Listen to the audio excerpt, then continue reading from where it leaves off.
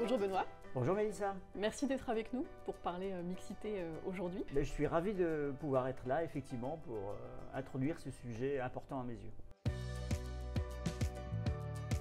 Je suis Mélissa Quillet, je suis en charge chez Bouygues Télécom au sein de la direction des ressources humaines du développement des talents et de l'animation des sujets de diversité et d'inclusion. Donc la mixité, c'est un sujet important pour Bouygues Télécom, sur lequel on travaille depuis des années, qu'on anime en particulier lors de la semaine de la mixité qui démarre aujourd'hui, lundi 3 mars. Donc on est ravis de pouvoir lancer cette semaine en échangeant avec toi. Écoute, merci de me donner l'opportunité de parler de ce sujet-là, qui effectivement est important pour moi, important pour Bouygues Télécom.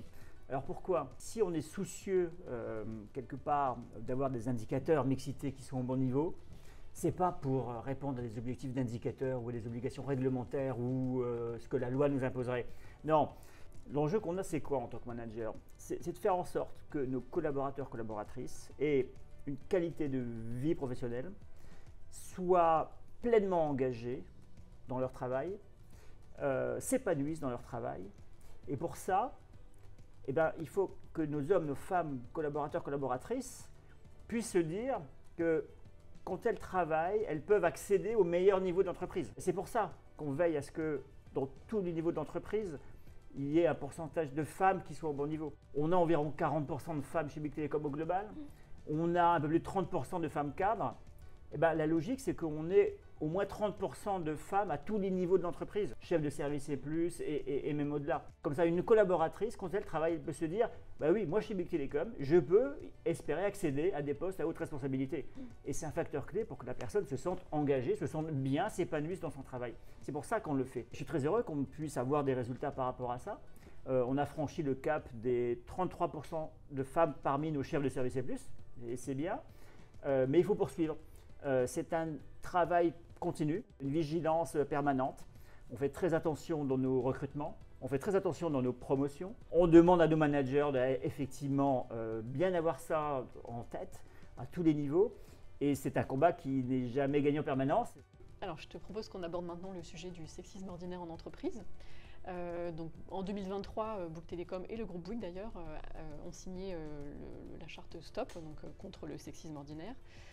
On sait aujourd'hui que le sexisme ordinaire est un frein pour les femmes et les hommes au quotidien. Comment tu vois les choses sur Bouygues Télécom? Est-ce que tu considères que c'est un sujet et qu'est-ce qui peut nous aider encore à s'améliorer sur ce point? Oui, on est attentif à ce sujet-là et il faut être attentif à ce sujet-là. Comme tu le dis, sexisme ordinaire, c'est-à-dire que des comportements, souvent de la part d'hommes, sans forcément intention de mal faire, mais quand même sont pas acceptables, sont pas acceptés par les femmes et c'est normal du coup d'y faire attention et d'éradiquer ces comportements, ces petites phrases, ces petites expressions au quotidien. Et à nouveau, parfois c'est entre guillemets involontaire, mais néanmoins, et ça ne doit pas avoir lieu. Et donc là, réellement, il faut faire attention à tous les niveaux. Moi, j'invite les femmes, quand elles sont confrontées à ce genre de situation, de réagir. J'invite les hommes, quand ils sont confrontés à ce genre de réaction vis-à-vis d'une femme, de réagir également. Il faut réellement mettre les choses sur la table, faire des feedbacks. Et puis ensuite, il y a des situations qui nécessitent de notre part une tolérance zéro. S'il y a vraiment des éléments très discriminants ou du harcèlement, dans ce cas-là, c'est vraiment inacceptable. D'ailleurs, vous savez qu'on a une plateforme d'alerte où les femmes, les hommes qui ont des sujets à faire remonter, vous pouvez le faire remonter pour qu'effectivement on aille éradiquer ces comportements qui sont aujourd'hui plus acceptés, plus acceptables dans la société dans laquelle on est, si on souhaite que, à nouveau, les collaborateurs et les collaboratrices s'épanouissent pleinement dans leur travail, ce qui est quand même ce qu'on doit viser absolument. Alors, ce sera ma dernière question. Comment vois-tu l'avenir sur ce sujet de la mixité? Qu'est-ce que tu voudrais encore changer ou améliorer?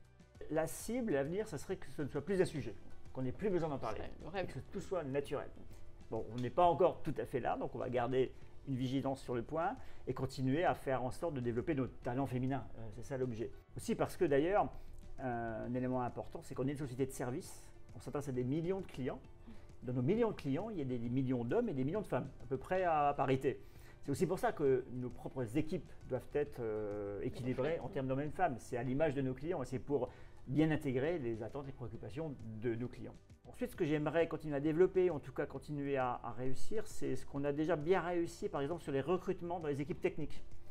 On se dit, en général, le cliché, c'est il n'y a que 15 à 20% de femmes dans les écoles d'ingénieurs, donc on ne peut pas recruter beaucoup de femmes ingénieurs. Preuve que non, parce que les équipes techniques, avec les équipes RH, ont réussi dans les domaines techniques, l'année dernière, à recruter plus de 40% de femmes. C'est super. Et continuons évidemment dans cette voie-là. C'est possible, dès lors qu'on s'y astreint et qu'on cherche les bons profils. Continuons également les actions diverses et variées qu'on peut mener. L'action du réseau Bugtel, les actions du réseau Bugtel sont extrêmement intéressantes, extrêmement positives. Que ce soit justement sur du pré-recrutement, si je puis dire, avec Girl Tech, où on va séduire des collégiennes sur les métiers techniques, ou toutes les autres actions qui sont menées par le réseau féminin, qui est aussi un élément globalement de notre politique de mise en avant des femmes. Réseau féminin pour qu'ensemble elles soient quelque part plus fortes, qu'elles se donnent des éléments de pratique pour bien avoir ce réseau dans l'entreprise. Donc voilà quelque part, donc, construisons, continuons à être vigilants, continuons à en faire un critère pour nos managers de réflexion sur leurs propres équipes, parce qu'à nouveau, c'est en fait in fine ce qui apportera de la performance dans l'entreprise, cette mixité des équipes, et donc travaillons tous ensemble sur le sujet. Bon merci beaucoup Benoît d'avoir pris le temps d'échanger avec nous sur ce sujet.